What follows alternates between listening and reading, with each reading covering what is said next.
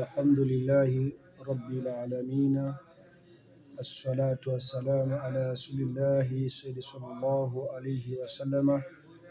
Ama baada ya kumshukuru Allah na kumtakia rehma na amani mtume wetu Muhammadin sallallahu alaihi wasallam, kumshukuru Allah kwa kutupa neema tena kukutana leo katika siku adhimu kabisa, siku ya Jumatatu, siku ambayo ni ya mwanzo katika wiki. Tumuombe Mwenyezi Mungu atufanyie wepesi katika mwezi huu mtukufu wa Rajabu, na tusamehe madhambi yetu na tuondolee yale ya dhiki na yale ambayo yanatusibu ya usiku na mchana. Leo nakusudia kuzungumza jambo moja ambalo watu wengi sana wamekuwa wanalifanya kama mazoea. Allah Subhanahu wa Ta'ala ameharamisha wanaume wale ambao wanawafanya wake zao kana kwamba ni punda milia au punda wa mizigo. Leo Muislamu ameshasahau kama yeye ameoa mwanamke na akaapa katika kumtimizia haja zake na kumfanyia hisani na pale kumuonea huruma pindi anapokuwa na majanga au amechoka. Kuna kitu ambacho tumekuwa tunajisahau. Ukioa mwanamke unaona kama vile ndio kila kitu umeshamaliza. Yaani mwanamke ndio atafanya kila kitu. Ikionekana kwamba wewe umemsaidia kupika au umemsaidia kuosha vyombo au umemsaidia kufua nguo, pengine ikaonekana kwamba wewe ni mtu wa ajabu sana kwenye jamii. Hapana, ndugu zangu katika imani.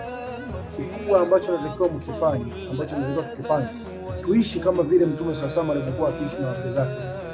Allah Subhanahu wa Ta'ala amezungumza katika Qur'ani, wama warda wama rahma, ipatikane mapenzi katika kuoa na pia ipatikane huruma baina yenu.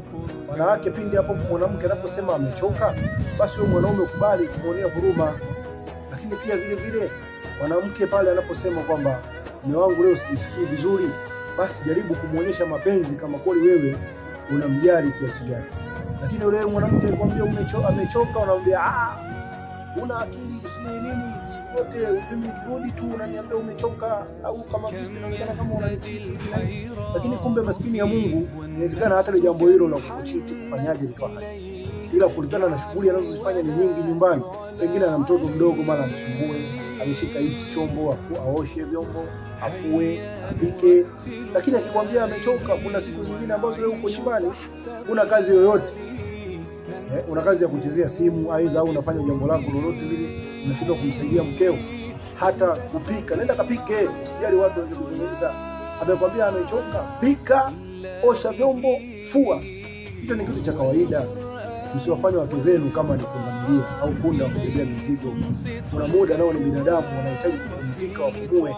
Kwa ndugu zangu katika imani, ninyi ambao mmeoa, nazungumza na nyinyi ambao ni wake, kuweni na subira. Pindi mwanamke anapokuambia amechoka, basi mfanyie subira, na pale anapokuambia umechoka naye upo, msaidie kazi, msaidie, wala usio bwege, wala usiseme labda utakuwa bushoki au watu watakucheka. Acha watu wakucheke, lakini kwa Mwenyezi Mungu wewe unapata thawabu. Kwa sababu gani? Huyo unamfanyia hivyo ni mke wako, na huo ni ubavu wako wa pili. Na ndio maana Mwenyezi Mungu akafananisha mke na mume ni sawa na mwili mmoja. Maana yake nini? Kwamba huyo ndio mtunza siri zako na huyo ndio mwenye kubeba majambo yako. Pindi unaumwa, una majambo mazito yoyote, huyo ndio anayefanya kazi ya kukufariji wewe. Na nyinyi wanawake, basi kuna muda naye mkae mkionea huruma wanaume zenu. Wapeni pole. Sio mwanaume anarudi nyumbani anakwambia amechoka, hata kumpokea tu mpokea, una kazi ya kuchati, ya kuangalia kina Juma Lokole wamezungumza nini kwenye Wasafi TV. Acheni mambo hayo, mcheni Allah. Katika haya machache ambayo nimezungumza, assalamu alaykum wa rahmatullahi wa barakatuh. Usisahau kusubscribe katika TV yetu ya Salumu Dawa TV. Mwenyezi Mungu atakulipa heri. Tunapatikana ulimwenguni kote, dunia nzima, watu wanatufuatilia. Lakini na wewe pia uwe miongoni mwa watu ambao wanakufuatilia. Hili jambo litakuwa ni heri zaidi kwa wewe na kwangu mimi ambao nakufikishia ujumbe. Katika haya yote ambayo nimeyazungumza, basi Mwenyezi Mungu awafanyie wepesi na muwe na siku njema, na mwendelee kunifuatilia na wala msichoke, kwa sababu hili ni jambo la heri.